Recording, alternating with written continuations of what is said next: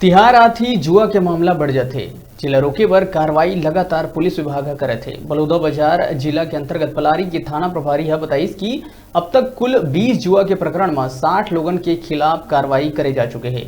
और अगर आगू भी पलारी के कोनो भी गांव में लोगन जुआ के लत पकड़ाही तो उनकर के ऊपर जुआ एक्ट के तहत कार्रवाई करे चाहिए। और संगे संग थाना प्रभारी है लोगन से जुआ नहीं खेले के अपील घलो करे है।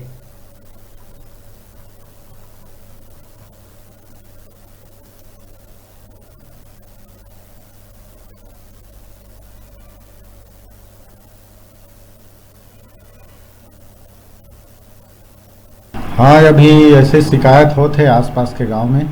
दिवाली आए के पहली कई जन के मानसिकता रहते कि थोड़ा पैसा हार या जीत हो जाए और किस्मत आजमाते हैं। ऐसे ही गांव-गांव में जो है अभी शुरू करे हैं, चालू करे हैं जगह जगह। तो हमन भी अभी एकदम सतर्क हैं एकर देख करके। अब तक के पलारी पुलिस के द्वारा 20 प्रकरण जुआ के बनाए गए हैं, जिसमें लगभग 60 आदमी के खिलाफ जुआ एक्ट में गिरफ्तार करे हैं।